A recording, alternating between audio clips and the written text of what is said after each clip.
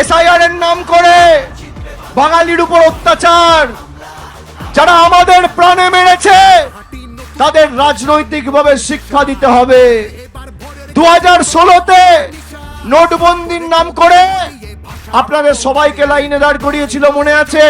আজকে 10 বছর পরে কেউ 50 বছর, কেউ 60 বছর, কেউ 70 বছর এই মাটিতে থাকার পরেও লাইনে দাঁড়িয়ে তাকে নাগরিকত্বের প্রমাণ দিতে হবে।